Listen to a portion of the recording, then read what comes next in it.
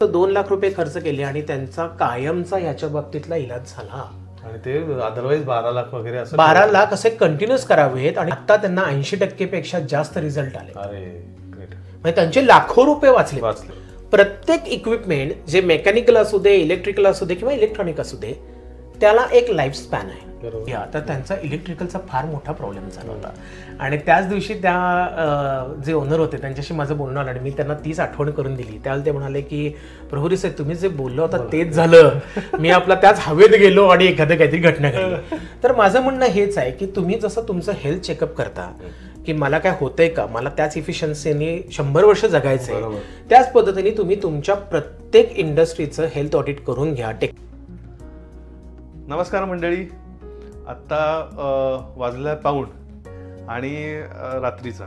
तर ॲक्च्युली एवढ्या रात्री माझ्या मित्राबरोबर जो टेक्निकल ऑडिटर आहे आणि EEF हे ऑडिट करतो इंडस्ट्रीसाठी किंवा बऱ्याच गोष्टींसाठी, बरेच असे फील्ड्स आहेत त्याच्यासाठी तो ऑडिट करतो. तर त्याच्याबरोबर इतक्या छान गप्पा झालेल्या आहेत.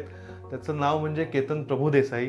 तो एक मेकॅनिकल इंजिनियर आहे, पण ह्या क्षेत्रामध्ये तो कसा त्याची एंट्री झाली आणि किती पैसे लोकांचे इंडस्ट्रीमध्ये त्यांनी वाचवलेले आहेत आणि पोटेन्शियल किती आहे या बिझनेसमध्ये, ह्याबद्दल इतक्या छान गप्पा झालेल्या आहेत.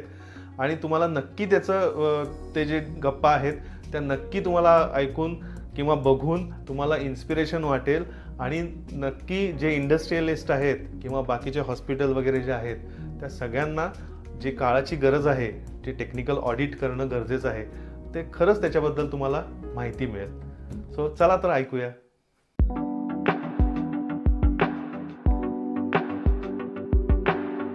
Yes. So Ketan, yes, first of all आपण हे डिस्कस करू की टेक्निकल ऑडिट वगैरे सगळं जे आहे हे तुला कळलं कधी? ओके. याची गरज कधी कळली? ओके. आणि काय आहे हे नेमकं? ओके, ठीक आहे. सगळ्यात पहिल्यांदा वैभव खूप तुला कॉंग्रॅच्युलेशन्स देतो की त्यांनी एक खूप चांगला प्लॅटफॉर्म आणि त्याला एक युनिक नाव दिलं आहे की गोलगप्पा. पण it is GOAL, goal achieve करणे, गोलगप्पा. तर त्या गोलगप्पाच्या सगळ्या फॅमिलीला सर्वप्रथम नमस्कार. आणि वैभवला खूप प्रेम द्या, वैभवचा चॅनल मोठं करा. तर येस, तर मी केतन प्रभुदेसाई. ॲक्च्युली मी आणि वैभव आम्ही engineering mates, not college mates but engineering mates. एक दिवस भेट झाली आणि नंतर कळलं की आमची फॅमिली एकत्र आहे आणि खूप चांगले मित्र झालोत. तर आज वैभवने मला सांगितलं की आपण जे तू पॉडकास्ट करतोय तर एक टेक्निकल ऑडिट ज्याच्यामध्ये मी काम करतो त्याबद्दल आपण एक पॉडकास्ट घेऊया. मला खूप आनंद झाला आणि आम्ही आता वाजलेत रात्रीचे 12 आणि 12 वाजता बसलोय ज्या ऑफिसमध्ये करत. ठीक आहे. तर सर्वप्रथम थोडक्यात सांगतो, मी मेकॅनिकल इंजिनिअरिंग केलं. बरोबर. मेकॅनिकल इंजिनिअरिंग केल्यानंतर मी Kirloskar ब्रदर्समध्ये G pump manufacturing company आहे किर्लोस्कर वाडीला, तिथं ॲज अ असिस्टंट मॅनेजर म्हणून जॉईन झालो. तिथं 5 वर्ष नोकरी केली. पण बेसिकली वैभव असं माहिती आहे की बाबांचा बिझनेस होता. बरोबर. आमच्या घरात बिझनेस करणारे बाबा एकटेच. बरोबर. त्यांना नोकरी कधी पटली नाही. तर मी 5 वर्ष केली, मन लावून केलं. किर्लोस्करकडनं खूप प्रेम मिळालं. बरोबर. पण त्यानंतर असं झालं की स्वतःचा आपण बिझनेस सुरू करू. तो एक किडा वळवळा लागला. मग त्यावेळेला चांगल्या पगाराची नोकरी होती. इथून किर्लोस्करवाडीला जायचं, रोज यायचं, हे सोडून म्हणलं की चला आपण आपला बिझनेस स्टार्ट करू. जसं होतं की बाबांचा पहिल्यांदा मोटर प्रोटेक्शनचा डिव्हाइसचा बिझनेस होता. तसं करत मी थर्मोसिस्टम, माझ्या कंपनीचं नाव आहे थर्मोसिस्टम्स आणि आत्ता मी या कंपनीचा CEO आहे. माझे बाबा फाउंडर आहेत. तर त्या कंपनीमधनं आपण मोटर प्रोटेक्शन डिव्हाइसेस वाढवू. त्या क्षेत्रात एक 2 वर्ष पडलो. 2008 ते 2012 असे 4 वर्ष कंप्लीट करून मी नोकरी केली किर्लोस्करवाडीला. आणि त्याच्यानंतर 2012 पासून फुल टाइम मी माझ्या बिझनेसमध्ये लागलो. तर 2012ला मी जेव्हा या बिझनेसमध्ये पडलो त्यावेळेला मी बऱ्याच माझ्या ओळख्या झाल्या होत्या. ॲक्च्युली बिझनेसमध्ये महत्त्वाचं असतं की तुमच्या ओळखी आणि तुमचं कम्युनिकेशन कुठपर्यंत पोहोचलं, नेटवर्क आपण ज्याला म्हणतो ते बिझनेस नेटवर्क. तर त्या ह्याच्यातनं माझं बिझनेस नेटवर्क स्ट्रॉंग झालं होतं. त्याच्यातनं मी त्या लोकांकडे अप्रोच झालो. सगळ्यात महत्त्वाचं मी BMC, ज्याला बॉम्बे म्युनिसिपल कॉर्पोरेशन आत्ता म्हणतात, त्यावेळेला MCGM म्हणायचे. ओके. हां, त्यावेळेला तर तिथं मी अप्रोच झालो आणि मी तिथं माझे मोटर प्रोटेक्शन डिव्हायसेस, की मोटर जळू नयेत म्हणून एक डिव्हाइस आम्ही काय करायचो, ते पॅनलमध्ये बसवायचो की जेणेकरून ती मोटर ही एका ठराविक लिमिटपेक्षा, टेम्परेचरपेक्षा त्याचं वाढलं तर ती ट्रिप व्हायची, ते प्रोव्हाइड करायचं. त्याच वेळेला काही मुंबई म्युनिसिपल कॉर्पोरेशनचे काही खूप वरच्या पोस्टचे अधिकारी माझ्या कॉन्टॅक्टमध्ये आले. ओके. आणि त्यांच्याशी आम्ही एक दिवस मी असाच त्यांच्या ऑफिसमध्ये बोलत होतो आणि माझे काही कॉन्टॅक्ट्स हे ॲब्रॉडला असताना पण तिथून आम्हाला कळालं की, आणि त्या इंडस्ट्रीच्या ह्याच्यामध्येच वाहत असताना मला एक गोष्ट कायम कळत होती की अजूनही आपल्या MIDC मध्ये जर आपण बघितलं की खूप मोठे उद्योग आहेत. आपण जर आता ह्या मिरज MIDC मध्ये बघितलं तर मोठ्या फॅक्टरीज ह्या मोर दॅन 200 आहेत की ज्यांचा टर्नओव्हर हा कोटींमध्ये आहे. भरपूरशा फॅक्टरीज ह्या मॅन्युफॅक्चरिंग आहेत, प्रोसेस इंडस्ट्री आहेत, फूड इंडस्ट्रीज आहेत, खूप नावाजलेले, म्हणजे ब्रिटानिया म्हणा किंवा अशा पार्ले म्हणा, कॅमलिन म्हणा, यासारख्यांचे बेसिक प्रोडक्ट्स हे मिरजेत तयार होतात. बरोबर. भरपूर जणांना माहिती नसेल पण सह्याद्री स्टार्ट सारखी मोठी आहे. बरेचसे आहेत की आता महाबळ इंडस्ट्री, की जी मेनन पिस्टन आहे, महाबळ इंडस्ट्रीज आहेत की ज्यांनी आतापर्यंत खूप मोठ्या कंपनीजला पार्ट सप्लाय करतात. बरोबर. आता त्यावेळेला माझ्या लक्षात असं आलं की भरपूरशा इंडस्ट्रीमध्ये मग ते मेंटेनन्स हेड असतील किंवा तिथले सेफ्टी ऑफिसर्स असतील हे प्रयत्न करतात, पण तरी सुद्धा त्यांना जो अचिव्हिंग गोल असतो की बाबा आपली फॅक्टरी आपण उभी केली आहे, प्रत्येक फॅक्टरीचा मेन हार्ट काय असतो की कोणतंही ऍक्सिडेंट न होता त्या फॅक्टरीचा जेवढा गोल आहे, टार्गेट आहे, तेवढं त्यांनी तो प्रॉफिट अचीव्ह करावा. बरोबर. पण आतापर्यंत मला आठवून नाही आलं की कुठली फॅक्टरी त्यामध्ये 100% सक्सेसफुल होईल. एखादी दुसरी नाव बोटावर मोजल्याप्रमाणे होतात. बरोबर. मग त्याला अडथळे काय येतात? सगळ्यात महत्त्वाचं म्हणजे त्यांचे जे इक्विपमेंट्स आहेत ज्यांनी ते मॅन्युफॅक्चरिंग करतात ते इक्विपमेंट्स खराब होतात. जरी त्याचा मेंटेनन्स केला असेल, शेड्यूल मेंटेनन्स कार्ड बघतात. हा, म्हणजे कसं आहे की प्रोडक्शन कडे लक्ष आहे. अगदी बरोबर. पण त्याच्याबरोबर मेंटेनन्स किंवा इक्विपमेंटचं लाईफ काय होतं ह्याच्याकडे लक्ष नाही. हे काय होतं हेच माझ्या लक्षात आलं की इक्विपमेंटच्या लाईफकडे लक्ष नाही आहे. इक्विपमेंट देते प्रोडक्शन, पण बाबा त्याचं आता कॅपॅसिटी संपत आली आहे हे कळत नाही आहे. सेकंड गोष्ट, तुम्ही कितीही सेफ्टी रूल्स फॉलो केले तरी तुम्हाला इक्विपमेंटच्या आत काय सुरू आहे, तुमच्या इलेक्ट्रिसिटी ही अशी गोष्ट आहे की जी आपल्याला दिसत नाही पण अस्तित्वात आहे. बरोबर. त्यामुळे ती गोष्टीला आपल्याला खूप महत्त्व द्यायचं आहे, इलेक्ट्रिसिटीला. मी जरी मेकॅनिकल इंजिनिअरिंग असलो तरी मी आत्ता जो बिझनेस करतोय तो इलेक्ट्रिकल फील्डमध्ये आहे, तर मला त्यावेळेला लक्षात आलं की बाबा इंजिनिअरिंग दृष्टिकोनातून जर बघितलं तर इलेक्ट्रिसिटी ही आपल्या जीवनाचा अविभाज्य घटक आहे, पण ती योग्य प्रकारे वापरली गेली पाहिजे. आता जसं आपण वैभव बघतो की आपल्या घरात आपण 2 AC बसवले, 3 AC बसवले. आत्ताच्या घरात आपण काय बघतो की आपण काय बघतो, किती स्टार AC आहे. कारण त्याचं एनर्जी कन्झम्पशन त्याच्यावर अवलंबून असतं. त्यानुसार आपण घेतो. जरी आपण 3 AC 4 AC बसले की आपलं बिल वाढत येतं. आपलं समजा 3,000चं 5,000 बिल आलं की आपण लगेच असतो अरे 5,000 बिल आलं. पण जे इंडस्ट्रीज आहेत त्यांची बिलं ही लाखांमध्ये आहेत, 10 लाख, 20 लाख, 30 लाख. ती जर कमी झाली तर हा डोक्यात प्रश्न आला. मग ती कमी कशी करायची? ऍक्सिडेंट जे होत आहेत ते कसे कमी करायचे? जे डाऊनटाईम म्हणजे मी आपल्या सगळ्या प्रेक्षकांना सांगतो, डाऊनटाईम याचा अर्थ काय की एखादं इक्विपमेंट 24 तास चालू असतं प्रोडक्शनसाठीचं, तर ते बंद पडल्यानंतर किती तास बंद पडलं, त्याचा जो वेळ आहे त्याचं कॅल्क्युलेशन पैशांमध्ये, किती तास प्रोडक्शन बंद पडलं, प्रोडक्शन लाईन बंद पडली, त्यामुळे कॉस्ट वरती किती इम्पॅक्ट पडला, ह्याला म्हणतात डाऊनटाईम. तो इंडस्ट्रीच्या एक जर इंडस्ट्रीचा मालक असेल त्याच्या दृष्टीने ते खूप महत्वाचं असतं. त्याला ते हेडेक असतं की मशीन बंद पडलं, लाईन बंद पडली, तर ते बंद पडू नये ह्याच्यासाठी काय करता येईल. तर त्यावेळेला खूप आम्ही ज्याला आपण म्हणतो ना खूप अभ्यास करणे, खूप शोधलं. त्याच्यानंतर आम्ही एका कन्क्लुजनला आलो ज्याच्यामध्ये आम्ही 10 ते 12 जण होतो. आम्ही एका कन्क्लुजन आलो की आपण एक असं ऑडिट करता येईल कुठल्याही मॅन्युफॅक्चरिंग प्रोसेस किंवा फूड इंडस्ट्रीचं किंवा पंपिंग स्टेशनचं की ज्याच्यामध्ये ह्या सगळ्या गोष्टी त्याच्या अंतर्भूत व्हाव्यात. कारण काय पंपिंग स्टेशन विषय काढला त्याच्यावर मला हे आहे की पंपिंग स्टेशन मध्ये पंप हा 24/7 हा चालला. अगदी बरोबर. अदरवाईज प्रॉब्लेम आहे. मग पंपिंग स्टेशन मध्ये 24/7 म्हणजे चालला नाही पंप आणि आपण त्याच्याकडे दुर्लक्ष केलं आणि तो पूर्णपणे पंप जर बंद पडला आणि रिप्लेस करायचा वेळ आली तर किती दिवस हा जाऊ शकतो, कारण किती त्याची कॅपॅसिटी आणि हे असतं, खूप वेळ जातो त्याच्यामध्ये. त्यापेक्षा एखादा दिवस बंद करून त्याचं ऑडिट करा. खरं आहे, अगदी बरोबर आहे. म्हणजे वैभवने हा पण खूप चांगला केला. ऍक्च्युली मला असं वाटतं की वैभवलाच घेऊन जावं आणि त्याला कन्व्हिन्स करावं. तर ह्या सगळ्या जो कन्सेप्ट आहे, ह्या कन्सेप्टमधनं ह्या टेक्निकल ऑडिटचा जन्म झाला आणि हा जन्म झाला 2012ला. आणि मी प्राऊडली सांगू शकतो की माझी कंपनी जी आहे थर्मो सिस्टीम्स, ही एशियातली एकमेव कंपनी आहे जी टेक्निकल ऑडिट करते. टेक्निकल ऑडिट, हा, म्हणजे ज्याला आपण टेक्निकल हेल्थ ऑडिट म्हणतो, किंवा त्याला आणि एक नाव आहे जे जगविख्यात आहे, त्याला म्हणतात EEF ऑडिट. ओके. त्याच्यामध्ये 3 E आणि 1 F आहे. त्या 3 E चा अर्थ काय? पहिला आहे इक्विपमेंट, दुसरा आहे एन्व्हायरमेंट, तिसरा आहे एनर्जी आणि चौथा आहे फंक्शनॅलिटी. ओके. हा, आता ह्या चारहींचा टेक्निकल अनालिसिस करणे याला म्हणतात टेक्निकल ऑडिट. ओके. हा, तर मी संक्षिप्त रूपात सांगतो. पहिला आपण बघितलं इक्विपमेंट. आता मी सगळ्यांना एक सोपं एक्झाम्पल देतो. मी जे टेक्निकल ऑडिट करतो ते आहेत मुंबई म्युनिसिपल कॉर्पोरेशनचे प्रचंड मोठे पंपिंग स्टेशन्स. मग ते सिवरेज पंपिंग स्टेशन्स आहेत आणि पाणी पुरवठा आहे. सर्टिफाईड ऑडिटर आहे मी. त्यांच्या याच्यामध्ये गेली आता 10 वर्ष झालं मी टेक्निकल ऑडिट करतोय आणि माझ्या ऑडिटचा त्यांना फायदा खूप प्रचंड होतोय. त्यांच्याकडनं खूप चांगले फीडबॅक येतात. मी रिपीटेडली करतोय.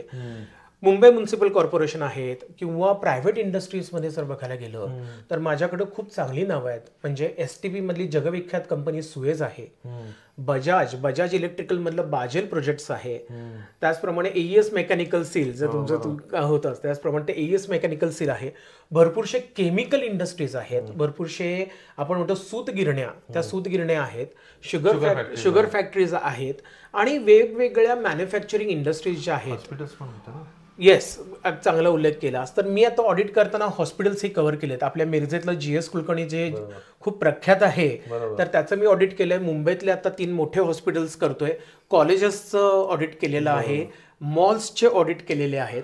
तर जिथं जिथं इलेक्ट्रिसिटी आहे, जिथं जिथं इक्विपमेंट्स आहेत, त्या सगळ्या ठिकाणी मी टेक्निकल ऑडिट केलंय. तर coming to the point of EEF audit, पहिलं येतं इक्विपमेंट. आम्ही काय करतो टेक्निकल ऑडिटला, आम्ही बऱ्याच वेळेला म्हणतो की टेक्निकल हेल्थ ऑडिट. जसे आपली हेल्थ आहे, आता 40 नंतर डॉक्टर म्हणतात की 40 नंतर तुम्ही दरवर्षी तुमचं एक हेल्थ चेकअप करा. बरोबर. तोच हेल्थ चेकअप आम्ही इंडस्ट्रीचा करतो, म्हणजे टेक्निकल हेल्थ ऑडिट. म्हणजे बाबा कोणाची शुगर वाढली, BP वाढला, कोणाला काहीतरी त्रास झाला, हा अगोदर कळतो आणि त्याच्यावर डॉक्टर इलाज करतात. त्याचप्रमाणे आम्ही पॅथॉलॉजिस्ट सारखं किंवा एखाद्या अनालिसिस सारखं पूर्ण इंडस्ट्रीची अनालिसिस करतो आणि तुम्हाला रिपोर्ट देतो की बाबा एवढे सगळे रोग झाले, तुम्ही बरे करा. कोलेस्ट्रॉल वाढल्यानंतर हार्ट अटॅक येईपर्यंतची वाट न बघता अगोदरच तुम्ही अँजिओप्लास्टी करून घ्या ना. बरोबर. हे आमचं सर्वसाधारण मत. तर त्या पद्धतीने आम्ही काय करतो, पहिलं म्हणजे इक्विपमेंट. म्हणजे एखादं पंपिंग स्टेशनचं उदाहरण घेऊया आपण. पंपिंग स्टेशनमध्ये गेल्यानंतर काय होतं की पहिल्यांदा जेव्हा इलेक्ट्रिसिटी येते, पहिला असतो ट्रान्सफॉर्मर. ट्रान्सफॉर्मर झाल्यानंतर HT पॅनल असतं, मग इलेक्ट्रिकल पॅनल येतं आणि त्याच्यानंतर सगळी चालू होतात ती इक्विपमेंट्स. म्हणजे त्या पॅनलमधून इलेक्ट्रिसिटी सगळ्यांना जाते. पहिले येतात पंप, मग असतात वॉल्स, मग त्याच्यानंतर पाईपलाईन्स आल्या, त्याच्या वेगवेगळे क्रेन्स आले. जर मोठ्या मोटर्स असतील त्या मोटर्स आल्या. बऱ्याच ठिकाणी व्हर्टिकल सेटअप असतो पंपिंग सेटचा, म्हणजे मोटर एका मजल्यावर, मध्ये शाफ्ट आणि खाली पंप. असे बरेचसे पंपिंग स्टेशन्स आपल्या मुंबईमध्ये, पुण्यामध्ये आणि भारतामध्ये सगळीकडे आहेत. त्यांचं काम काय आहे, आता जर सिवरेज पंपिंग स्टेशन आपण पकडलं तर महत्वाचं काय आहे की मुंबई किंवा ज्या मेट्रोपॉलिटन सिटीजमध्ये आहेत, जसं तू आता पुण्यात राहतो, दररोज आपण जेवढं वॉशरूम्स वापरतो ते पाणी कुठेतरी जाऊन ग्रॅव्हिटीने जाऊन पुढे जाऊन पंपिंग करून जर त्यांनी सिवरेज ट्रीटमेंट प्लांटला दिला असेल तर तिथनं ते शुद्ध होऊन परत समुद्रात, नदीत सोडलं जातं. आणि ही आत्ताची गरज आहे की ते रोजच्या रोज ट्रीट व्हायला पाहिजे.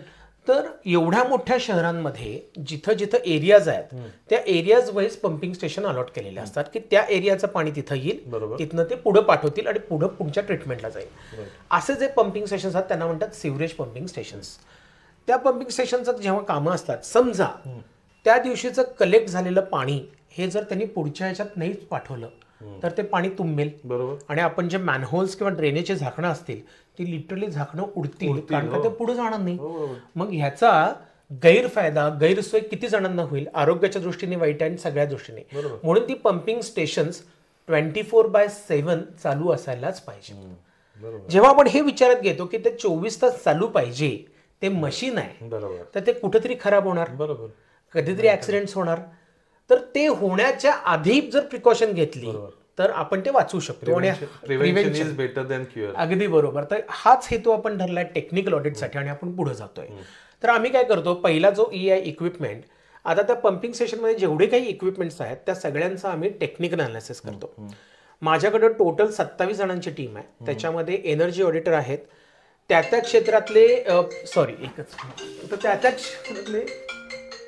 त्या क्षेत्रातली पुढे गेलेली लोक आहेत. म्हणजे फॉर एक्झाम्पल काही एमटेक आहेत, काही बीटेक आहेत, काही इंजिनियर्स आहेत. आता माझ्याकडे जे इलेक्ट्रिकल डिपार्टमेंटचं बघायला गेलं तर पॅनलमधले दिग्गज लोक आहेत, ते माझे पॅनलचं ऑडिट करतात. म्हणजे त्या पंपिंग स्टेशनमध्ये जे काही पॅनल्स आहेत त्याचं ऑडिट ते करतात. नंतर त्याच्यामध्ये आता मेकॅनिकल आलं तर मी स्वतः मेकॅनिकल इंजिनियर आहे, मी पंपांचं ऑडिट करतो. क्रेनची लोक क्रेनचं करतात. म्हणजे जेवढे काही इक्विपमेंट्स आम्ही त्या एका पंपिंग स्टेशनमध्ये बघतो त्यामधला जो हुकमी एक्का आमच्याकडे असतो तो त्याचं ऑडिट करतो. ऑडिट म्हणजे काय, ते इक्विपमेंट चेक करणे, टेक्निकल अनालिसिस करणे. मग काय होतं त्यांनी, आता फॉर एक्झाम्पल एक एक्झाम्पल देतो. आम्ही चेक करतो पंपामध्ये काय चेक करायचं असतं. पंपाचं काम काय आहे की येणारं पाणी घ्यायचं, त्याची जी एनर्जी असते ती कन्वर्ट करायची कायनेटिक एनर्जीमध्ये आणि तो फ्लो करायचा आणि ते पाणी एका ठिकाणाहून दुसऱ्या ठिकाणी जाणं. बरोबर. त्याचा मेन उद्देश काय आहे की त्याची इफिशियन्सी जर पंपाची त्या रेटेड इफिशियन्सी पर्यंत जर असेल तर तुमचा फ्लो व्यवस्थित होईल. बरोबर. नाहीतर काय होईल, आपल्याला लागणारं तेवढं सगळं पाणी, फॉर एक्झाम्पल 500 लिटरच्या 500 लिटर पाणी आपल्याला उचलून फेकायचंय तर 500 लिटर फेकलं पाहिजे. पण जर मिनिटाला तो समजा 20 लिटर फेकत असेल, त्याच्याऐवजी जर तो 15 लिटरवर आला तर त्याला लागणारा वेळ जो कालावधी आहे तो वाढणार. ह्याचा अर्थ काय होणार की इलेक्ट्रिकल कन्झम्पशन वाढलं, म्हणजे त्या पंपिंग स्टेशनचं बिल जास्त आलं. एवढा सोपा एक गणित किंवा स्ट्रक्चर आहे. आम्ही काय करतो, त्याचं पंपिंगचं मी इफिशियन्सी चेक करतो. माझ्याकडे बरेचसे फॉर्म्युलेज आहेत. आम्ही स्वतःचे प्रेशर गेजेस बसवतो, त्याच्यातनं हेड कळतो, फ्लो मीटर लावल्यानंतर फ्लो कळतो, टायमिंग घेतो आणि एका टेक्निकल साच्यामध्ये त्याचं इफिशियन्सी काढतो. ती जर इफिशियन्सी आपल्या एका ठराविक इफिशियन्सीपेक्षा कमी असेल, त्याला बरेचसे ट्रेडमार्क्स आहेत, एक माइलस्टोन्स आहेत की बाबा त्याच्या कमी नाही पाहिजे. ते आपण आता काही डिस्कस करत नाही, बरेचसे टेक्निकलमध्ये आपण जात नाहीये. पण त्याच्यापेक्षा जर कमी आली तर त्या पंपामध्ये प्रॉब्लेम्स असतात. मग ते प्रॉब्लेम्स कशामध्ये असतात, कधी वेळेला ते इम्पेलर ट्रिम डाऊन करावे लागतील किंवा त्याच्यात डिस्चार्ज देत नाहीये किंवा मोटरची कॅपॅसिटी कमी झाली असेल. हे झालं एक उदाहरण. ती इफिशियन्सी त्या पंपाची कमी झाली आहे हे त्या ऑपरेटरना कळत नसतं, कारण त्यांचा तो भागच नाही आहे. मग आम्ही त्यांच्या समोर आणतो की ह्या पंपाची इफिशियन्सी कमी झाली आहे, तर तुमच्याकडे एखादा स्पेअर पंप दरवेळेला असतो तो चालू करा आणि ह्याचा मेंटेनन्स काढा आणि ह्याची इफिशियन्सी वाढवा. बरोबर. मग त्यांना हे कळतं की हा आता बाबा आपल्याला याचा मेंटेनन्स करायचा आहे. त्यांना फायदा काय होतो, त्यांना हे कळलं जातं की वा अरे आपल्याला पुढच्या मेंटेनन्समध्ये ह्या पंपाचा मेंटेनन्स घेणं गरजेचं आहे. बरोबर. म्हणजे ज्या गोष्टीचा मेंटेनन्स करायची गरज आहे तीच गोष्ट मेंटेन केली जाते. म्हणजे पुढचं प्लॅनिंग एकदम सोपं होतं, कन्सिडर करूनच केलं होतं. आता हे झालं पंपिंग स्टेशनच्या बाबतीत. आपण जर इंडस्ट्री बघितली, इंडस्ट्रीमध्ये समजा पंप नाही आहेत पण त्यांचे वेगवेगळे इक्विपमेंट्स असतात. त्यांच्याकडे CNC मशीन्स आहेत. बऱ्याच लोकांचे मला आता फोन येतात की केतन सर असं असं आमच्याकडे जे CNC मशीन्स आहेत त्यांचे काही कार्ड्स असतात, ते कार्ड्स उडत आहेत, डिस्प्ले खराब होत आहेत किंवा CNC मशीन मध्येच बंद पडतंय, पण ती लाईन अख्खी खराब होते, मग लाईन बंद पडते, डाऊन टाईम वाढतोय. का होतंय? वैभव एक उदाहरण सांगतो. मी एका फॅक्टरीमध्ये ऑडिटला गेलो. त्यांनी मी आता नाव नाही घेत त्या कंपनीचाही आणि त्या मशीनच्या ओनरचं किंवा मशीनच्या कंपनीचं, तर ते दरवेळेला त्यांच्या मेंटेनन्सच्या माणसांना बोलवायचे. आता मला माहित आहे की आपले जेवढे काही मॅन्युफॅक्चरिंग इंडस्ट्रीचे लोक असेल त्यांना माहित आहे की पर डे त्यांना 10 ते 15,000 रुपये द्यावे लागतात, ट्रॅव्हलिंग कॉस्ट, हे कॉस्ट, आणि दर महिन्याचं त्यांचं एक शेड्यूल असायचं. कन्सल्टेशन चार्जेस वेगळे आणि जे काही जर निघालं तर त्याचे चार्जेस ते वेगळे चार्जेस. मग मी बघितलं तर वर्षाकाठी ते जवळजवळ 10 ते 12 लाख रुपये त्यांचा ते डोक्यात धरूनच चालवत होते की एवढा खर्च येणार, तेवढा बजेट ठेवायचं फक्त तेवढ्या इक्विपमेंटसाठी. मी म्हणतो का ठेवायचं? मग त्यांनी जेव्हा कॉल केला आणि आम्ही जेव्हा त्यांचं टेक्निकल ऑडिट केलं तेव्हा आम्हाला कळालं की खूप सिंपल गोष्ट होती आणि ती म्हणजे अर्थिंग. त्या इक्विपमेंटला, त्या CNC मशीनला जे अर्थिंगच्या केबल्स जातात किंवा ज्या पट्ट्या, आपण मी साध्या भाषेत सांगतोय, अर्थिंगच्या पट्ट्या असतात, तर त्यातून ते जे लिकेज होणारा करंट असतो किंवा जो एक्सेसिव्ह करंट असतो तो जायला हवा होता, तो नाही गेला की त्याच्यातले जेवढे इलेक्ट्रॉनिक डिव्हायसेस असतात ते इलेक्ट्रॉनिक डिव्हायसेसला तो हार्मफुल असतो, त्यामुळे त्यांचे कार्ड जळत होते. एवढी सिंपल गोष्ट होती. आम्ही त्यांचे अर्थपीट्स टेस्ट केले, त्यावेळेला आम्हाला लक्षात आलं की त्यांचा अर्थिंग सिस्टम चुकलेला आहे. त्यांनी फक्त 2 लाख रुपये खर्च केले आणि त्यांचा कायमचा याच्या बाबतीतला इलाज झाला. आणि ते अदरवाईज 12 लाख वगैरे असं 12 लाख असे कंटिन्युअस करावेत आणि कंटिन्युअस खर्च होत होता, तो त्यांचा वाचला. बरोबर. का खर्च करायचे? म्हणजे प्रत्येक वेळा हे करण्यापेक्षा एकदा ऑडिट करून बघा, एकदाच खर्च होईल आणि तुम्हाला बऱ्याचशा अशा गोष्टी अरेस्ट होतील की ज्यांचा तो खराब मेजर प्रॉब्लेम नाहीच आहे. आणखीन एक उदाहरण सांगतो की मी आणि एका ठिकाणी गेलो, त्यावेळेला त्यांना काय झालं की त्यांना त्यांच्या कंपनीमध्ये व्होल्टेज फ्रिक्वेन्सी जी आहे किंवा व्होल्टेज फ्लक्च्युएशन खूप जाणवायचं. ते म्हणायचं की आम्ही युपीएस जोडलाय, सगळं जोडलंय, सगळं, पण व्होल्टेज फ्लक्च्युएशन जास्त होतं. व्होल्टेज फ्लक्च्युएशनचा जो इफेक्ट आहे तो अल्टिमेटली त्या मशीन्सवर होतो. बरोबर. मग त्यांना कळत नव्हतं. मग ते एमएससीबीच्या लोकांना भांडायचे. एमएससीबीचे लोक म्हणायचे की माझ्याकडनं काय प्रॉब्लेम नाही, तुमच्याकडेच प्रॉब्लेम आहे. तो सॉल्व्ह होत नव्हता. शेवटी त्यांनी ठरवलं होतं की आम्ही आता आमचा जो ट्रान्सफॉर्मर आहे तो बदलायचा. ट्रान्सफॉर्मर त्यांना जो बदलायचा आहे त्याची आत्ताची जर कॉस्टिंग बघितली तर 36 लाखाला बसतो. त्यावेळेला तो काहीतरी 22-23 लाखाला येत होता. ओके. तर तो बदलायचा. अगदी शेवटपर्यंत त्यांचं चाललं होतं की आपण बघायचं आणि करायचं. आणि आमचं नशिबाने, त्यांच्या नशिबाने म्हणा किंवा आम्हाला पण तो फॉल्ट सापडायला, आम्ही गेलो पहिल्यांदा ट्रान्सफॉर्मर बघितला. तर ट्रान्सफॉर्मरला एक टॅप चेंजर नावाची गोष्ट असते. 4 टॅप असतात, त्यापैकी तो टॅप चेंज करायचा असतो. त्यांचा टॅप चुकीच्या ठिकाणी सेट होता. तो आम्ही टॅप चेंजर 1 वर आणला. तो झाल्या त्यांचा व्होल्टेज फ्रिक्वेन्सीचा प्रॉब्लेम, फ्लक्च्युएशनचा प्रॉब्लेमच गायब. बापरे. म्हणजे अननोईंगली त्यांचे 22 लाख रुपये वाचले, त्यांचा हेडेक वाचला, सगळंच वाचलं. बरोबर. हा त्याच्यातला एक फायदा. असे मी सांगू शकतोय हजारो फायदे प्रत्येक इंडस्ट्रीला झालेले आहेत. आता हे झालं आपल्या इक्विपमेंटच्या बाबतीत की आपण प्रत्येक इक्विपमेंट चेक करतो. आता ह्याच फॅमिलीला मी सांगू शकतो की जे आता बघत आहेत की ह्याचा उपयोग आणि काय होतो की प्रत्येक इक्विपमेंट जेव्हा आपण चेक करतो त्या इक्विपमेंट मधलं प्रत्येक जो पार्ट आहे, फॉर एक्झाम्पल सीएनसी मशीन असेल तर त्याच्यामध्ये वेगवेगळ्या मोटर्स असतात. त्या मोटर्स किंवा मेकॅनिकल त्याचे जे जॉईंट्स आहेत ते जॉईंट्स आहेत किंवा रॉड्स आहेत, कुठं बेंडिंग झालंय का, कुठं मोटरची एफिशियन्सी कमी झाली का, केबल्स कुठं खराब होत आहेत का, त्याचं इन्सुलेशन खराब होतंय का, हा सुद्धा सगळा डेटा माझ्याकडे येतो. आणि प्रत्येक त्याच्यातले लहान पार्ट्स जे आहेत ते पार्ट कोणत्या गोष्टीमुळे त्या इक्विपमेंटला हार्मफुल ठरतात, हा पण इक्विपमेंटचा डेटा माझ्याकडे येतो. म्हणजे हा सगळा डेटा माझ्याकडे आला. हा डेटा आम्ही आमच्याकडे ठेवतो. सेकंड गोष्ट मी सांगितली ती म्हणजे एनर्जी. सगळ्यांना माहित आहे एनर्जी मीन्स इलेक्ट्रिसिटी जी आपल्याकडे येते. आणि लोकांना ऍक्च्युली याच्यात तेच आहे, एनर्जी ऑडिट हेच माहिती आहे लोकांना. बरोबर, अगदी हा प्रश्न बरोबर आहे. म्हणजे EEF ह्या याच्यातला एक फक्त ई म्हणजे एनर्जी ऑडिट आहे. राईट. आणि लोकांना फक्त हाच माहिती आहे. म्हणजे तुझा किती ब्रॉड असा पर्स्पेक्टिव्ह आहे तो माहिती नाहीये. तर मला या संदर्भात पण मी 1 मिनिटात सांगतो की एनर्जी हा जो पार्ट आहे किंवा एनर्जी ऑडिट हा माझ्या टोटल पार्ट पैकी एक साधारणतः 15 ते 16% पार्ट आहे फक्त. आता होतं काय एनर्जी ऑडिट, लोकांना माहिती आहे एनर्जी ऑडिट म्हणजे काय की ते ऑडिटर येतात तुमच्याकडे. मी कोणत्याही ऑडिटरला ब्लेम करत नाही, तो प्रत्येकाचा वेगळा पर्स्पेक्टिव्ह आहे. माझा पर्स्पेक्टिव्ह असा आहे की फक्त त्यांचा तो बिझनेस आहे. माझं असं म्हणणं आहे की एनर्जी ऑडिटमध्ये काय व्हायला पाहिजे, तुमचे जे एनर्जी लॉसेस होतात ते कुठे होतात, कशामुळे होतात आणि त्याच्यावर तुम्ही काय उपाययोजना केली पाहिजे की जेणेकरून ते जे लॉसेस होतात ते होऊ नयेत, याचा खरा अर्थ आहे एनर्जी ऑडिटचा. आता आम्ही काय करतो, आमच्याकडे टेक्निकल अनालिसिस केल्यामुळे प्रत्येक इक्विपमेंटचा डेटा असतो. त्या डेटानुसार आम्ही सांगू शकतो की तुमच्या कुठल्या इक्विपमेंटच्या कुठल्या पार्टमध्ये प्रॉब्लेम आहे की जो पार्ट त्याच्या रेटेड एनर्जी पेक्षा जास्त एनर्जी कंझ्युम करतो. खूप सोपं आहे. तो एनर्जी जास्त कंझ्युम करतो ते आउटपुट द्यायला, म्हणून तुमची इलेक्ट्रिसिटीची बिलं जास्त होतात.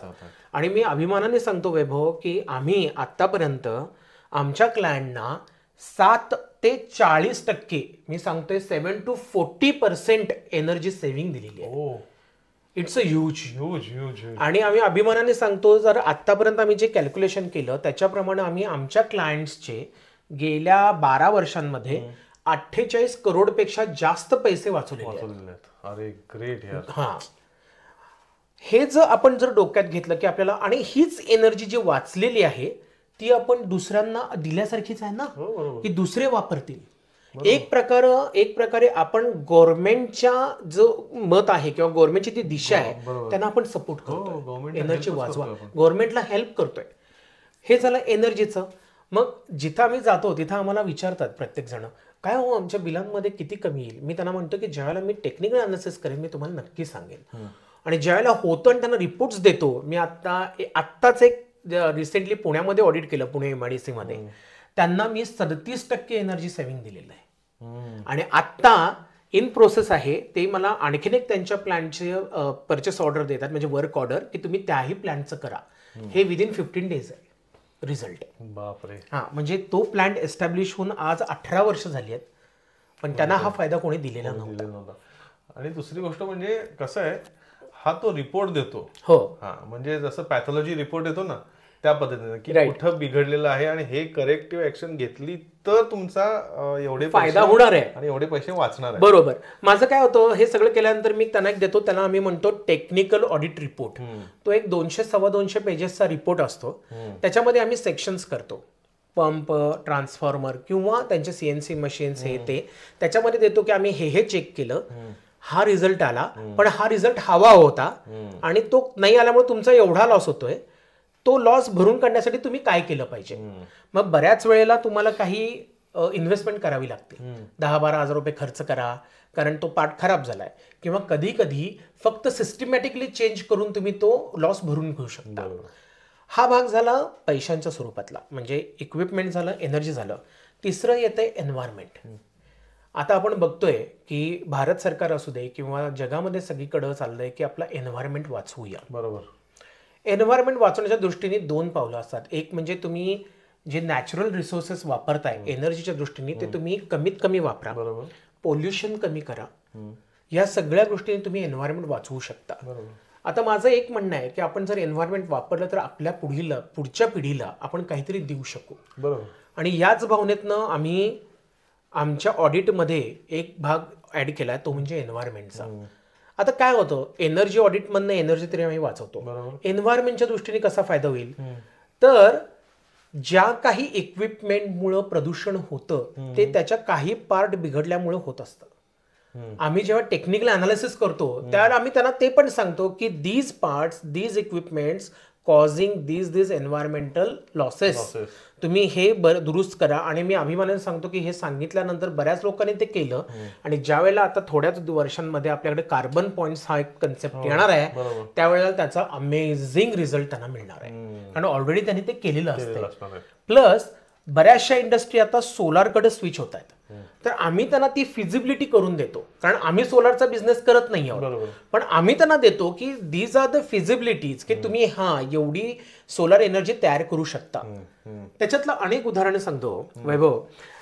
आता मला असं वाटतं की सोलारमध्ये सगळेच जण सोलार बसवतात, पण मला एक म्हणायचं लोकांना की तुम्ही ज्या वेळेला सोलार इक्विपमेंट तुमच्या इंडस्ट्रीला बसवता, डोळे उघडे ठेवून एक कन्सल्टंट नेमून आमच्यासारखे जे असतात त्यांना विचारून तुम्ही सोलार बसवा. का लोक आता फक्त पॅनल विकायला बसलेत, मी कोणालाही ब्लेम करत नाहीये, पण एक डॉक्टरी डोकीने आणि ऑडिटरच्या डोकीने आम्ही म्हणतो ते बसवतात.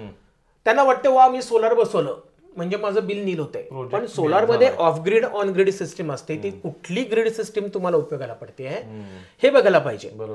समजा 30 किलोवॅटची जनरेशन बसवली तुमच्या याच्यानुसार आणि तुम्हाला जर जनरेशन 7-8 किलोवॅटच मिळत असेल तर 22 किलोवॅटचा तुमचा लॉस आहे. ह्याचं सुद्धा आम्ही ऑडिट त्यांना करून देतो. आणि मी आता नावं नाही सांगत, त्या इंडस्ट्री आणि त्या हॉस्पिटलनी करून घेतल्यानंतर त्यांच्या लक्षात आलं की आम्ही 20% जनरेशन मिळते आम्हाला बाबा. पण हे कधी लक्षात आलं, टेक्निकल ऑडिट केल्यानंतर. ते म्हणतात अरे बाबा माझं बिलच येते. मग आम्ही ज्यावेळेला त्यांना त्या त्रुटी सांगितल्या त्यांनी त्या करून घेतल्या आणि आता त्यांना 80% पेक्षा जास्त रिझल्ट आले. म्हणजे त्यांचे लाखो रुपये वाचले. हो, प्रश्न नाही. हा, मग ते ग्रेटफुल आहेत. ते म्हणतात वा हे पण तुम्ही केलं. हा एक भाग झाला. म्हणजे आम्ही एन्व्हायरमेंटच्या दृष्टीने एन्व्हायरमेंट वाचेल, एन्व्हायरमेंट चांगलं राहील या दृष्टीने सुद्धा आम्ही ते ऑडिट करतो. मग आपलं एनर्जी झालं, इक्विपमेंट झालं, एन्व्हायरमेंट झालं. आता रास झालं फंक्शनॅलिटी. जसं मी वैभव तुला बोललो होतो की फंक्शनॅलिटी म्हणजे आली इफिशियन्सी. आता फॉर एक्झाम्पल तुझी इफिशियन्सी, आता वैभव चांगल्या MNC मध्ये काम करतो, प्लस पॉडकास्टिंग करतो, प्लस घरच्यांना वेळ देतो आणि सगळं करतो आणि तरी पण तरतरीत असतो. म्हणजे इफिशियन्सी वैभवची 100% आहे. पण तीच वैभवची इफिशियन्सी कमी झाली. बाबा आज काय मला करता येत नाही, घरातल्यांना वेळ देता येत नाही, पॉडकास्टिंग करता येत नाही, लगेच लोकांच्या लक्षात येत आहे. त्याचा इफेक्ट सगळ्यांवर होतो. तसं इक्विपमेंटचा आहे. त्याची जर इफिशियन्सी कमी झाली तर आउटपुट कमी होतं. ओनरला कळतच नाही माझं आउटपुट कमी होते, अरे काय व्हायला लागलंय, मग कच्चा माल चुकीचा येतोय का, काय होते का, अरे नाही, ते तुझ्या आतच आहे. बरोबर. प्रत्येक इक्विपमेंट जे मेकॅनिकल असू दे, इलेक्ट्रिकल असू दे किंवा इलेक्ट्रॉनिक असू दे, त्याला एक लाईफ स्पॅन आहे. बरोबर.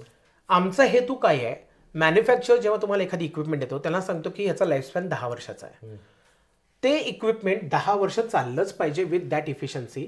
ह्याची अंडरस्टँडिंग आणि ह्याचं काम आम्ही घेतो की ते इक्विपमेंट तेवढे वर्ष चाललं पाहिजे त्याच इफिशियन्सीने. त्याची इफिशियन्सी कमी झाली ते ती कशामुळे कमी झाली, ते वाढवायला काय करता येईल, ह्या सगळ्यांचा अनालिसिस करून आम्ही तुम्हाला देतो. त्या पद्धतीने त्याची लाईफ तेवढीच राहील. मग याच्यामध्ये फायदा काय ओनरचा, सगळ्यात महत्वाचा फायदा म्हणजे डाऊन टाईम. त्याचं इक्विपमेंट बंद पडणार नाही. केलेल्या इन्व्हेस्टमेंटचा पुरेपूर वापर होईल. 10 वर्षासाठी इक्विपमेंट वापरलं गेलं. कारण जो माणूस बिझनेस करतो तो त्याच्या 10-10 रुपयेकडे पण लक्ष देतो. बरोबर आहे. पण अजूनही मला लोकांना म्हणायचं आहे की मेंटेनन्स कॉस्ट नावाने लाखो रुपये खर्च करू नका. आमच्याकडनं टेक्निकल ऑडिट करून घ्या आणि तुमचे सगळे प्रॉब्लेम सॉल्व्ह करून घ्या. म्हणजे आता कसं आहे, इनिशियली म्हणजे ही मेंटल ब्लॉक आहे कुठेतरी. अगदी बरोबर. की मेंटेनन्सला आपण देतील पण हे ऑडिट रिपोर्ट करायला देणार नाही. अगदी बरोबर. की आता ह्याच्यावर कसं आहे की बाबा मेडिकल चेकअप केलं की काहीतरी निघाल तर अरे काहीतरी निघाल तर म्हणजे तुला त्याच्यावरती ट्रीटमेंट करून तू पुढे जगू शकशील. अगदी बरोबर. आणि अजूनही काय होतंय की असं मेडिकल चेकअप करतात आणि काहीच निघाल. अरे चांगला ना, मला पण ते थंडरीत आहेत म्हणजे पैसे घातले आणि काहीच. अरे अगदी उत्तम सांगितलं. एक लहानशी फॅक्टरी होती, एक उदाहरण सांगतो. मी तिथं टेक्निकल ऑडिट केलं आणि मी रिपोर्ट घेऊन गेलो आणि त्यांना म्हटलं तुमचं हे चांगलं आहे, ते चांगलं आहे, हे पण चांगलं आहे, ते पण चांगलं आहे, काय तुम्हाला 8-9% त्यांचं एनर्जी लॉसेस वाचवले. काय मग काहीच नव्हतं की. मी त्यांना तेच म्हणलं की सर तुम्ही हे करून घेतलंय म्हणजे तुमची फॅक्टरी 2 वर्षापूर्वीचीच आहे, तुमचं सगळं व्यवस्थित चाललंय, तर हेच ऑडिट तुम्ही आणखीन 1-2 वर्षांनी करून घेतलं काय प्रॉब्लेम. मग तुम्हाला खरं सांगतो, हे ऑडिट मी केलं होतं 2017ला. कोविड वगैरे सगळं झालं आणि 2022ला त्याच फॅक्टरीमधनं मला फोन आला की असं असं झालंय आणि सर या. तर त्यांचा इलेक्ट्रिकलचा फार मोठा प्रॉब्लेम झाला होता आणि त्याच दिवशी त्या जे ओनर होते त्यांच्याशी माझं बोलणं आलं आणि मी त्यांना तीच आठवण करून दिली. त्यावेळेला ते म्हणाले की प्रभुरी साहेब तुम्ही जे बोललो होता तेच झालं, मी आपला त्याच हवेत गेलो आणि एखादं काहीतरी घटना घडली. तर माझं म्हणणं हेच आहे की तुम्ही जसं तुमचं हेल्थ चेकअप करता की मला काय होतंय का, मला त्याच इफिशियन्सीने 100 वर्ष जगायचंय, त्याच पद्धतीने तुम्ही तुमच्या प्रत्येक इंडस्ट्रीचं हेल्थ ऑडिट करून घ्या, टेक्निकल हेल्थ ऑडिट करून घ्या. तुम्हाला सुरुवातीला वाटेल आम्ही त्यांना काहीतरी फीस देतोय, पण मी अगदी त्या सगळ्यांना सांगायचं की तो जो पेबॅक पिरियड आहे हा काही महिन्याचा आहे, 2 ते 3 महिने असेल किंवा काय. पण ह्यामधून सगळ्यात महत्त्वाचं तुमचे एनर्जी कन्झम्पशन कमी होईल, तुमचे इक्विपमेंट वाचतील आणि सगळ्यात महत्त्वाचं म्हणजे वैभव मी बघितलं आपल्याकडं ज्या काही ऍक्सिडेंटच्या घटना घडतात MIDCsमध्ये, पंपिंग स्टेशन्समध्ये, ते खूप भयावह असतात. म्हणजे एखादी ऍक्सिडेंट झाल्यानंतर ते निपटवणं खूप अवघड आहे. मग त्याच्यामध्ये काहीतरी जीवितहानी जर झाली तर त्या फॅमिलीचा लॉस कोणी भरू शकणार आहे का, नाही. त्याच्यानंतर जे कोर्ट केसेस होतात किंवा जे काही होतात, हे जे हेडेक आहे हे जर वाचवायचं असेल, अडवायचं असेल तर तुम्ही हेल्थ ऑडिट केलंच पाहिजे. कारण आम्ही टेक्निकल हेल्थ ऑडिटमध्ये ॲक्सिडेंटल फ्री एन्व्हायरमेंट याच्या दृष्टीने कसं जाता येईल हे बघतो. एक एक्झाम्पल देतो. फॅक्टरीमध्ये सगळ्यात महत्त्वाचं रक्तवाहिन्यांसारखे केबल्स असतात. बरोबर. केबलच्या वर जे आवरण असतं ना त्याला आपल्या टेक्निकल भाषेमध्ये त्याला इन्सुलेशन म्हणतो. बरोबर. ते कशाला असतं की कोणाचा हात लागला, काय लागला तर तो जो करंट आहे तो त्याच्या बॉडीमधनं पास होऊन जाऊ नये, त्याला शॉक लागू नये, हा हेतू असतो. प्लस 2 वायर्स जर एकमेकाच्या समोर आल्या तर तो जम्प होतो करंट आणि तिथं आग लागते, ज्याला आपल्याला सगळ्यात सोपी भाषा म्हणजे आपण सगळं म्हणतो की शॉर्ट सर्किट झालं, आग लागली शॉर्ट सर्किटने लागली. तर मला सगळ्यांना हेच सांगायचं की आग ही फक्त शॉर्ट सर्किटने लागते असं नाही, त्याला 13 कारणं आहेत की ज्याने आग लागते. आग लागल्यानंतर तुमचं नुकसान झालं, इन्शुरन्स असला तरी तो भरून येणं, तेवढा वेळ कंपनी बंद असणं, कोणातरी जीवितहानी झाली तर ते भरून काढणं, ह्या सगळ्याचा हेडेक जर वाचवायचा असेल, मला सगळ्यांना ही गोष्ट सांगायची आहे, ठीक आहे थर्मो सिस्टीम्स माझ्या कंपनीतर्फे आम्ही ऑडिट करतो, पण हे ऑडिट तुमच्याच भल्याचं आहे, बरोबर, तुमच्या चांगल्यासाठी आहे. आणि मी त्या सगळ्यांना हे सांगू शकतो की तुम्ही तुमचे पैसे वाचवा, हेडेक वाचवा, आणि ती सगळी जबाबदारी आम्ही 27 जणांच्या माझ्या टीमवर घेतो आणि तुमची फॅक्टरी तुम्हाला सेफ करून देतो. हा एक चांगला हेतू आहे की जसं म्हणतो ना की जेव्हा आपण हॉस्पिटलमध्ये जातो आणि आपल्याला काहीतरी आजार जातो, आपण डॉक्टरकडे सोपवतो, तुम्ही बरं करा, काय पण करा पण बरं करा. तुम्ही त्याच पद्धतीने आम्ही कंपनीचे, इंडस्ट्रीचे आम्ही डॉक्टर आहोत आणि ओनरशिप घेत आहेत, हे आम्ही ओनरशिप घेतोय. कारण का तर एवढ्या वर्षाचा आगाध अनुभव आणि त्यानुसार त्यांनी केलेले ऍक्शन्स आणि लोकांनी त्याच्यावरती विश्वास ठेवून ज्या काही रेमेडीज केलेल्या आहेत त्यामुळं त्यांना मिळालेला पेबॅक. म्हणजे मला हे इथं नोट डाऊन करायचं वाटेल की तू 3 महिने पेबॅक पिरियड म्हटला होता.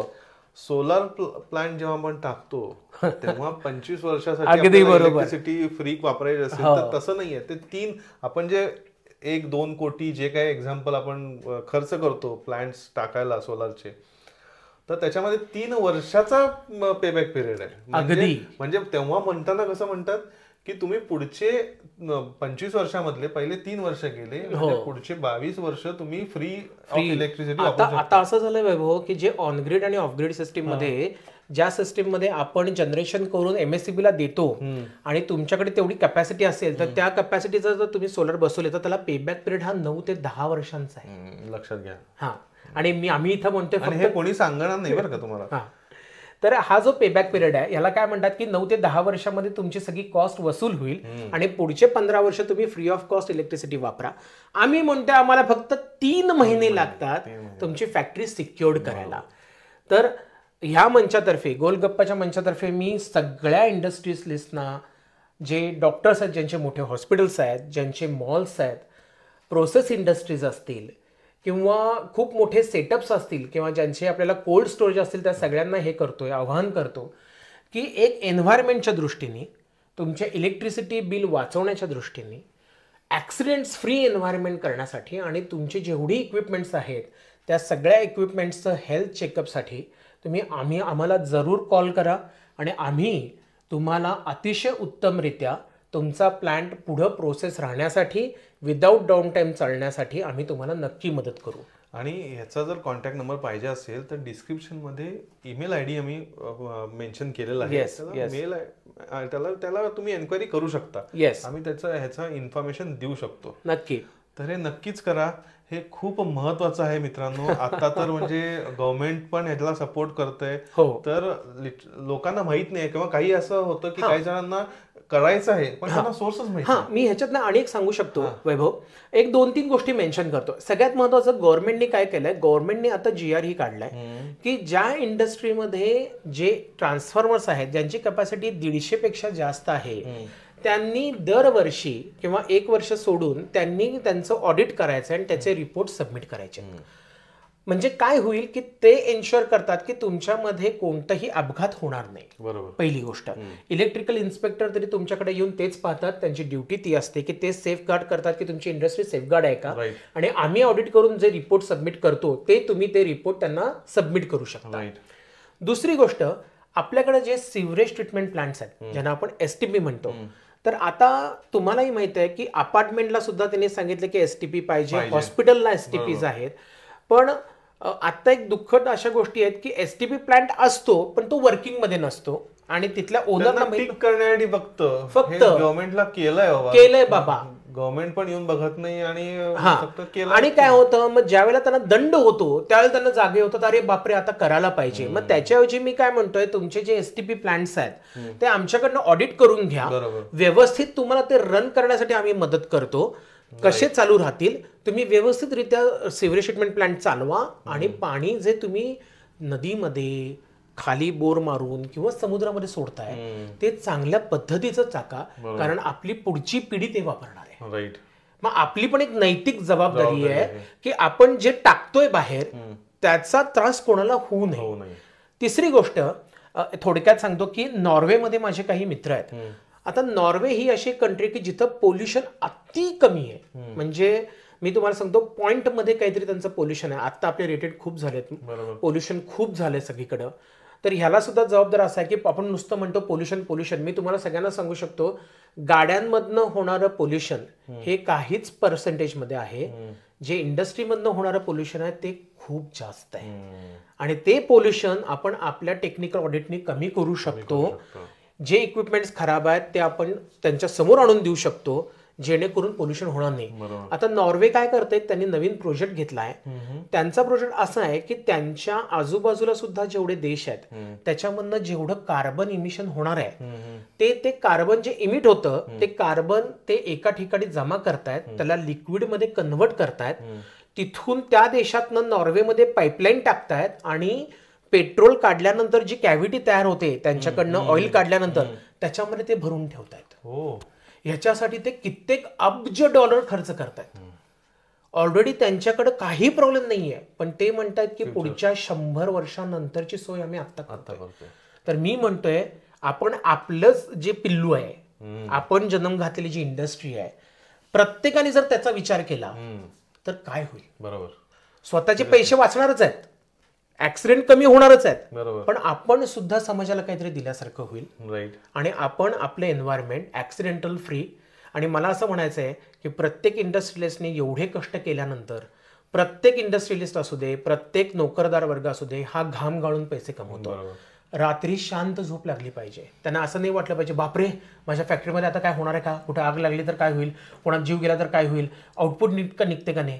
ती सगळी जबाबदारी आमच्यावर सोपवा. निर्धास्त शांतपणे झोपा. म्हणजे झोपेची गोळी देण्याचं काम आम्ही करतो, शांतपणे झोपे देण्याचं काम आम्ही करतो. येस.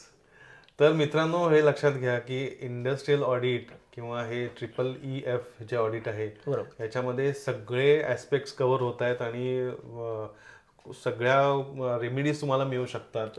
आणि 3 महिन्याच्या पेबॅक पिरियडच्या गॅरंटीवरती मिळतात. आणि इलेक्ट्रिसिटी बिल तर असंच तो म्हणतो की 14-15% असंच मी सांगतो. मी तर म्हणतोय मी जेवढे फीस घेतोय त्याच्यापेक्षा जास्त इलेक्ट्रिसिटीचं बिल त्यांचं कमी करून देतोय. आणि जे मेन आहे आणि आपल्याला ते कळणार नाहीये, सहजासहजी नाही कळणार आहे, अशा पद्धतीने ते होऊन जाईल.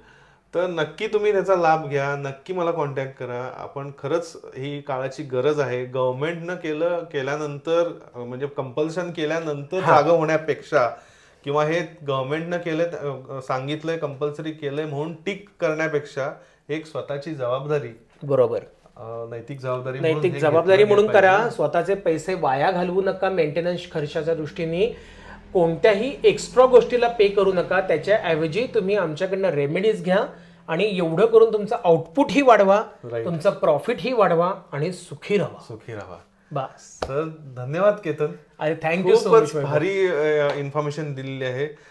खरंच व्ह्युअरना पण हे आणि इंडस्ट्रियलिस्ट पण असणार आहे, नक्की बघतील सगळे. तर नक्की आपण लाभ घ्या. तर इथं आम्ही थांबतोय. येस. आणि मी शेवटी सांगतो की ही जी एक चळवळ म्हणू शकतो ना, एक गोलगप्पाची चळवळ जी वैभवने सुरू केली आहे, वेगवेगळ्या विषयांवर माहिती देणे, ह्याला तुम्ही खूप चांगला प्रतिसाद द्या, खूप प्रेम द्या, लाईक्स द्या. काही सजेशन असतील तर तेही सांगा, कारण तुमचे सजेशन्सच, जसं मी माझा बिझनेस वाढवला तसा ह्याचं जे कार्य आहे पॉडकास्टिंगचं हे वाढवण्यासाठी तुम्ही सजेस्ट आवश्यक द्या. प्रत्येक ह्याच्या मुद्द्याला किंवा जो विषय घेतो हा अतिशय सुंदर आहे, सर्वसामान्य लोकांच्या बुद्धीला पटणारे विषय आहेत. त्या विषयांनुसार हा पॉडकास्ट करतोय. आणि मी बघितलं आता माझा पॉडकास्ट सुरू असताना हा इतकी मेहनत घेतोय. आत्ता वाजलेत 1:15 रात्रीचे, 1:15 वाजता आम्ही हे करत बसतोय. प्रचंड मेहनत घेतोय वैभव. तर ह्याला खूप साथ द्या, प्रेम द्या, आनंद द्या. थँक्यू वैभव. थँक्यू. येस.